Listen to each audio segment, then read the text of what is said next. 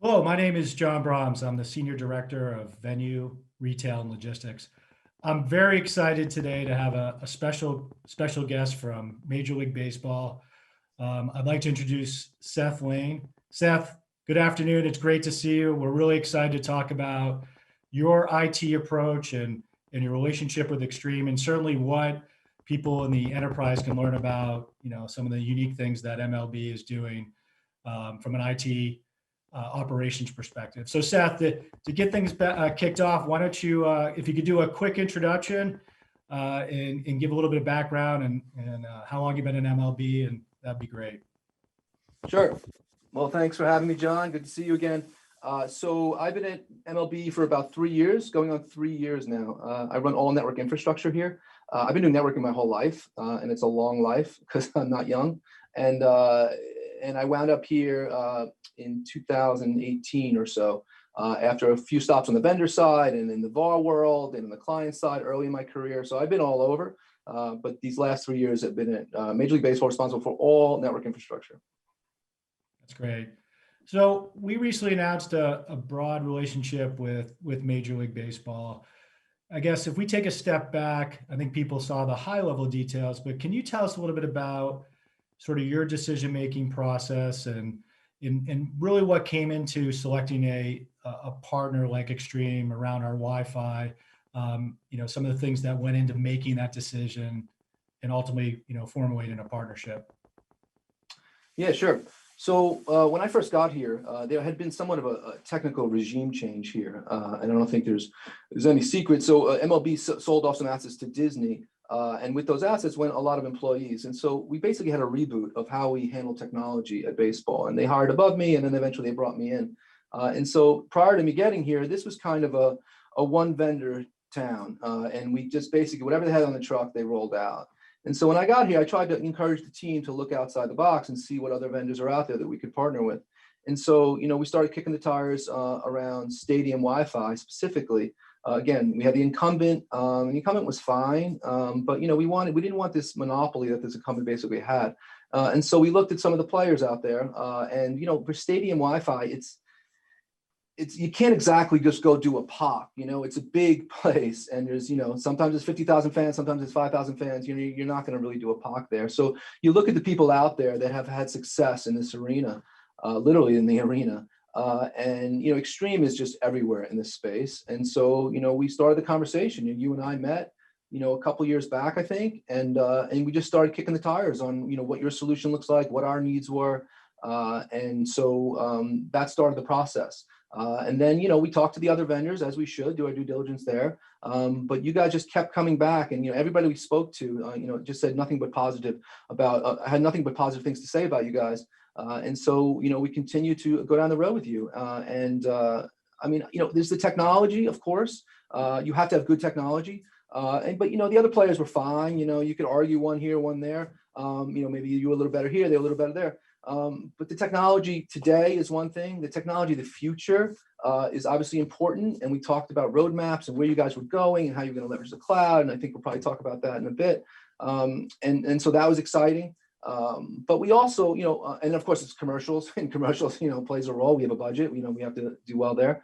But also, I think, what goes unrecognized a lot is the account team and how, if you're going to partner with a vendor for the next significant amount of years, you're going to spend a lot of time with that vendor. And I know you spent a lot of time with me, so maybe you didn't know what you were getting, but like we spent a lot of time together. And so you want an account team that for me, I guess everybody's a little different, but for me, it's somebody who works hard, who's honest, who really has the client's best interest at heart, and knows what they're talking about. And you guys just checked all those boxes, from the get-go.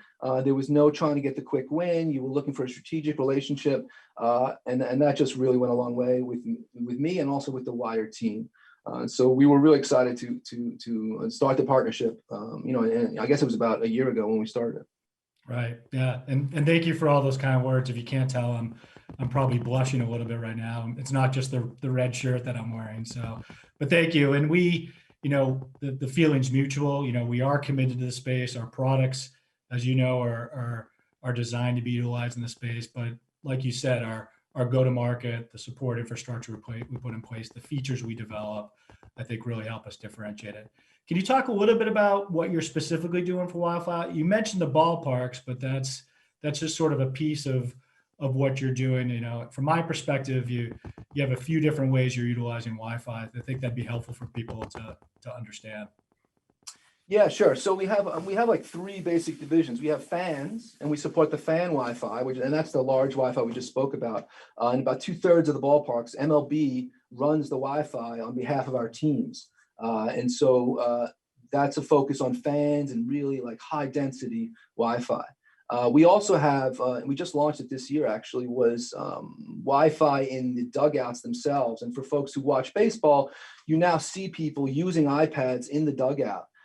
For the first time. Now they had iPads in the past, but that was not real time. And so now it's near real time. So now they're actually getting their at bats, from their last half inning, and they can look at it real time in the dugout itself. Prior to, it was in the clubhouse, they had to download it before the game or after the game, and so they couldn't see that. So the players themselves absolutely love it, and there's public stuff on Twitter and whatnot who just rave about it.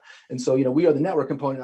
I didn't write the app, but when we say real time by players, you're a little nervous, right? And say, wait a second. So in the middle of the game, if someone's not doesn't have connectivity, you're really affecting things. And so we talked to you guys about it for some time and about what the needs were, and sure enough, we rolled it out, and so far, knock on wood, it's been fantastically received.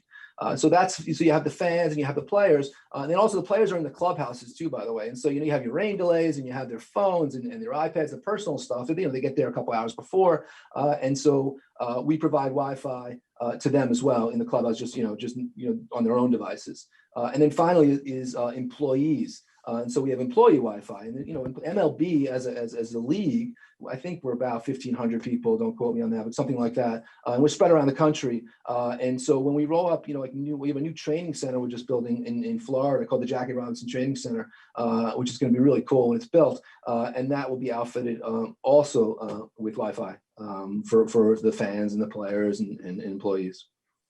Yeah, it's great. We've been, our dialogue kicked off around really the ballpark Wi-Fi, which is the traditional fan facing, and then the IT the operational stuff that has to exist, ticket scanning and, all the other services that they introduced. But then it did roll into the exciting project of, the dugout bullpen Wi-Fi, which we're excited because that's our native cloud Wi-Fi solution along with Jackie Robinson. So speaking about the cloud, it's been an interesting year with a little thing called COVID. We've talked about this movement towards the kind of what we call the infinite enterprise, which is, one of the reasons because of COVID, of moving and distributing your workforce. Certainly the evolution and moving a lot of your services to the cloud. Can you tell us a little bit, I guess, the first part of the question is the impact of COVID. Certainly had to deal with, the baseball, the operational side of it, the playoffs were a different structure. And then some of the things you did as an organization to adjust for COVID, remote employee works and services like that. So it's kind of a two-part question. Yeah, sure. I mean, so employees, I guess it's pretty obvious what everybody went through. Everybody started working from home. So my team is network focused. So we obviously had to have the right network in place to support remote access. We were pretty far ahead of the curve as far as infrastructure in place for this. And so, you make sure the internet pipes are good and you have plenty of headroom there. And so we were good. We actually, it was not a big hit to the network piece. But also credit to the IT teams here who had already rolled out this remote access infrastructure and had really kicked the tires on it ahead of COVID. So we were pretty prepared there. I think that the bigger impact for the fans is the ticketing. And so we went with touchless ticketing at the gates, and everybody always had them, sort of, but it was a big hybrid. But now this was an immediate acceleration to, no more paper tickets, everything electronic. Now this is Wi-Fi, right? And so, we are out in front of the gates, and those tickets better be scanned properly, and they better be, on the network, or we're going to have problems. So that's, we're going to have problems getting into the game. And we certainly don't want that experience for the fans. And so that was a real big part of the COVID real push to ticketless. And the only other thing I would say is the iPad stuff too, with the players, it used to be, they used to be in like the video coaching room. They used to be in a separate room, and they used to hang out with a special, technician, and they would be all gather around a PC and look at like stuff. That just couldn't happen in COVID. So I think that was another impetus to move to a more distributed model with the iPads and the players holding on to themselves. Yeah, it sounds like the ticketing side and certainly some of these operational things. Were there any other things that were accelerated from an IT perspective that you guys maybe had planned on doing, but sort of accelerated because of COVID?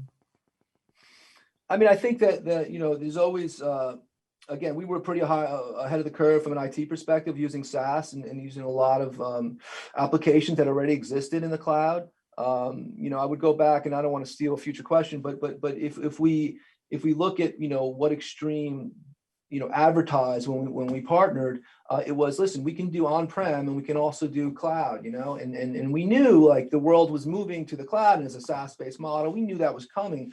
But in high density Wi-Fi, it becomes a little trickier, right?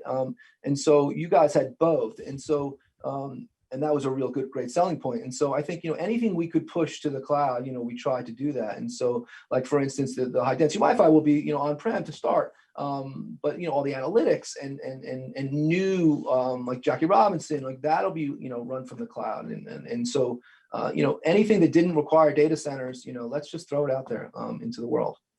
Yeah, it was nice. Our first discussion, and it doesn't always happen, honestly, but our first discussion was exactly that, Seth, where we talked about an architecture, we talked about our vision of moving all this to the cloud, and certainly some of it has happened in pieces, and then the ability to do portions of it in the cloud, portion of it more of an on-prem solution, and that that truly is a unique attribute of our solution. And it was interesting to have that dialogue kind of kick off and be really aligned in our first conversation. Yeah, I mean, John, I would say that it really aligns with our feelings towards networking in general. You have a lot of people out there saying, oh, networking, it's all going to go to the cloud. What do you guys really do?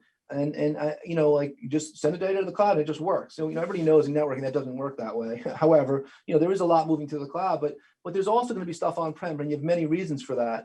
And so we do have data centers here that we just stood up relatively recently. They're not going anywhere, right? And so there's real data centers on-prem, but then we do a lot of stuff with the cloud, right? And including SaaS, right, which is not our enterprise cloud, but it's just any vendor that comes in who doesn't offer a SaaS solution, you really got to question what they're doing going forward, right? If they have a technical reason, then great, let's talk about it. But I don't want to stand up servers all the time on-prem if I don't have to. And again, you guys just match that perfectly. We have on-prem for high density Wi-Fi for now, and then we have the cloud-based SaaS solution. Yeah, and ultimately taking the management layer, which was important to you, and putting that all in the cloud. And I think that's the way we tie those pieces about. So your background's diverse, Seth. You've worked you've kind of been on the manufacturer side of it. You're certainly on the other side.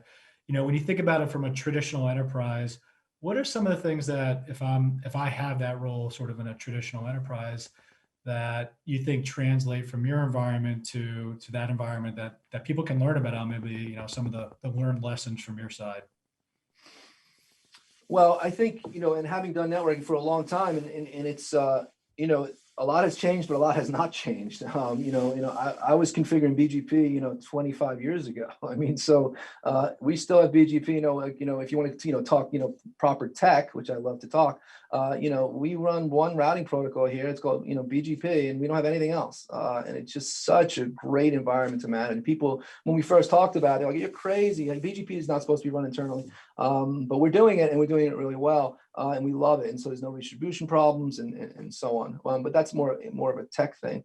I think that, it was always manual, CLI driven.